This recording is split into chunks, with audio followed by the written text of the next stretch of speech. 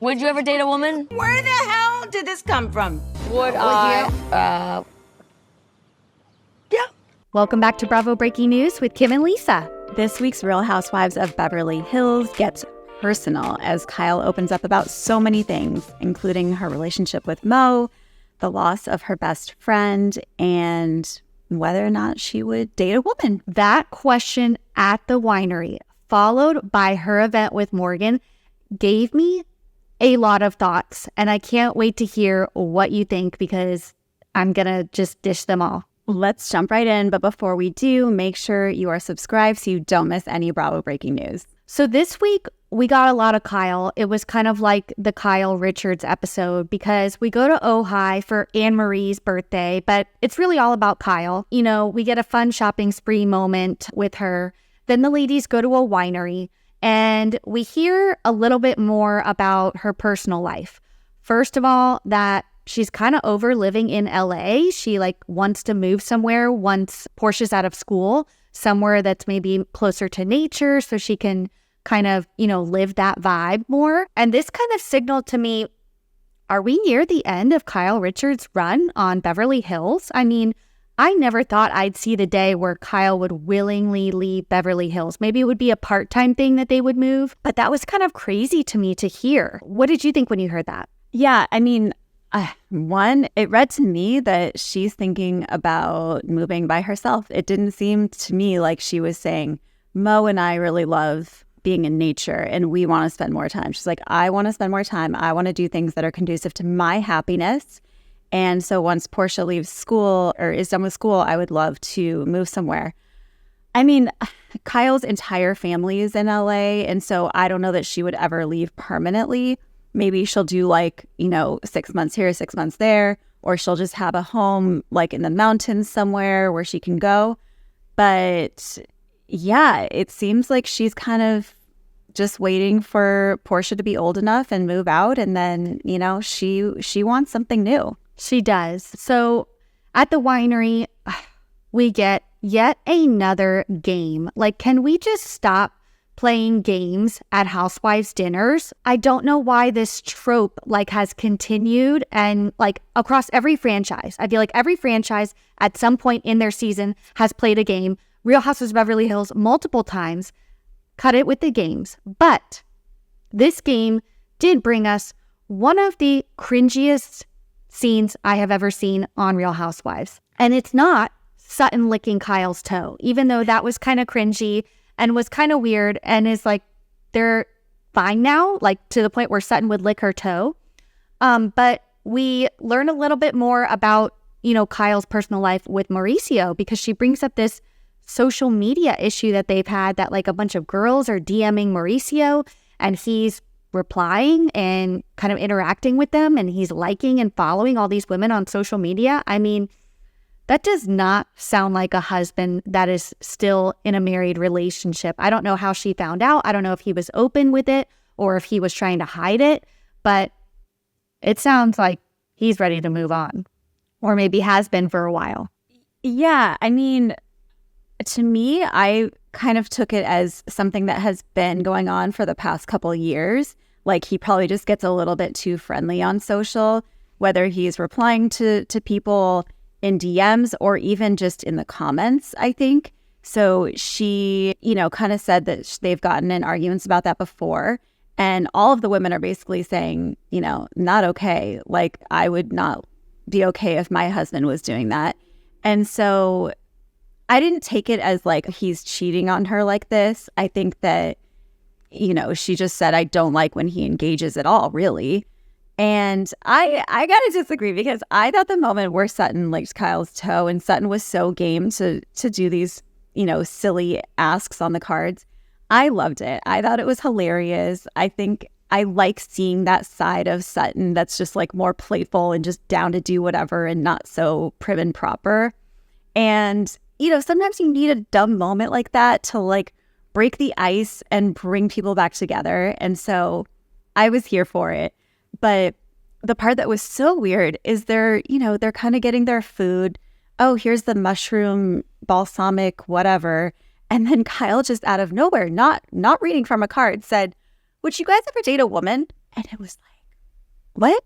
Where did this come from? You're not reading from, it's not a question on the card. Why is this on your mind, Kyle? And so, everyone kind of says no. Garcelle says maybe. If she's being honest, she's thought about it before. And they ask Kyle, and she says, yeah, I think I would. And then we get into the conversation about scissoring. I don't remember how we got there, but we got there. And someone said, what's scissoring? And Dorit and Kyle said, we can show you. And I was like, surely they're not going to demonstrate. Okay, they're on the ground. Okay, legs are going. Okay, they are actually simulating scissoring at the winery in Ohio. I was not prepared for that. And yeah, it happened. The secondhand embarrassment that I was feeling for those women and that table in that moment, I was like, is this really happening? Like, is this really happening right now? This is the Real Housewives of Beverly Hills. I have nothing against same-sex relationships. I have nothing against scissoring. But, like, acting it out on the grass at a winery is just so cringe. I can't even put words into how I felt. It was so crazy. And the fact that Dorit is the one that kind of spawned this and started this was like, yeah, Kyle, come on, let's do it. It's like she is scared of their friendship and she will do anything within her power to like say, I support you, Kyle. I'm here for you, Kyle. I will attempt to scissor with you on grass at a winery to show my support of you and whatever you're doing right now. It was insane. I've never seen anything like it. But hey, we got it. It's another moment that, we'll never forget. Yeah. So we got quite a bit of Dorit this episode, because then we see her and PK at the house and they're getting ready for their therapy session. And I was cracking up because the doorbell rings and PK goes to answer the door. On his way, he stops for a slice of pizza at the counter. So he couldn't even make it from the kitchen to the door without stopping for, a bite to eat. And Dorit is like, why is she still not in here? And she starts walking over to the door and sees PK eating a slice of pizza. It just shows how serious he really takes this therapy, which is none whatsoever. He is not taking this seriously. He does not care. He's just doing it for the camera time, basically. And it kind of shows like throughout their session. I mean, let's be real. He's like, I don't understand why you have the PTSD. You're kind of obnoxious and annoying sometimes, especially when you're being so high maintenance. It was like he was kind of like digging at her, and she was trying to be really open and honest about how she feels. And I have to admit, I've been a little annoyed about this PTSD thing too. But I think she maybe should stop calling it PTSD and just call it like anxiety, because that's really what it is. She's anxious about everything now. And I think that like a triggering, thing like that can, increase anxiety in somebody that already has some. And that's something that I can relate to. So the fact that she's just, always worried and constantly wondering like if there's going to be a bad thing happening, I relate to that. And, she is trying to open up to PK, and it doesn't really seem like he's getting it. Yeah, he is not quite getting it, but then all of a sudden he turns it on. And it didn't really feel genuine to me when he like started crying. And I hate to say that, but it just didn't feel like those were his real feelings. He said, I just hate seeing you in pain so much. I don't know. For me, it was like him thinking, I'm coming across bad. I need to turn this around. And she's like, I just want him to want to be there for me. And, that's what we all want. Of course, Jennifer Aniston, Vince Vaughn movie, The Breakup. I want you to want to do the dishes.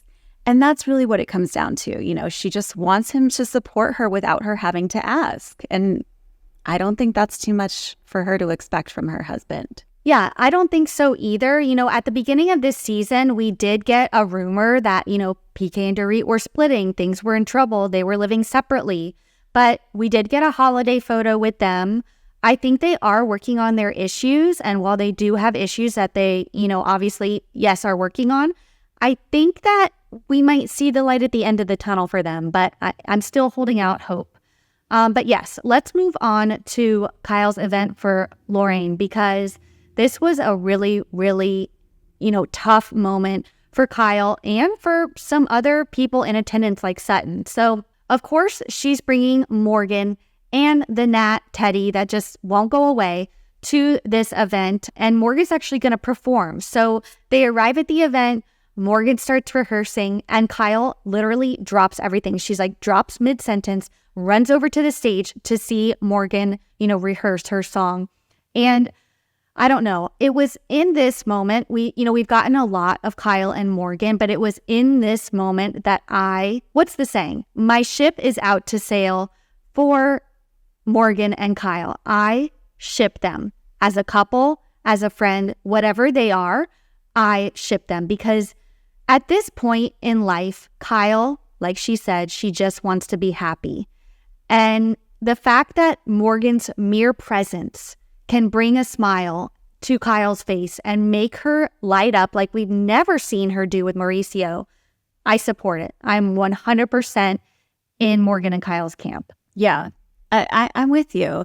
And, it was kind of telling that Mauricio wasn't there. She said he had to go out of town for work, which I understand. But also, this is a really hard thing for her to be doing. It's they're celebrating, or they're commemorating the year anniversary of Lorraine's death. And, Lorraine's mom is there. Her daughters are there. It's very emotional. And, Mauricio's not there to comfort her. And Morgan is. And so it's just, that's who she's really leaning on at this point. Of course, Kim is there, also her sister, and Kyle's 4 daughters, who she said that she's also kind of leaning on them a little bit. And so, it sounds like she has support. It's just not coming from her person that she has relied on for, the past couple decades. We get some emotional moments from Sutton, talking about her father's death. He also committed suicide. And so I think that was, eye-opening to hear her talk about that and be so vulnerable. I feel like we don't usually get a ton of emotion from Sutton.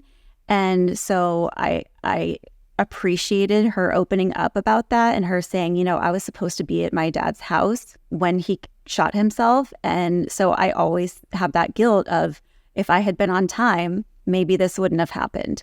And of course, she can't blame herself. And if he was going to do that, he was going to do it. But it's just, you can tell it's just bringing up a lot for her. And leave it to Anne-Marie to not read the room, because the 5 minutes that she's featured on this episode is about, what else? Sutton's esophagus.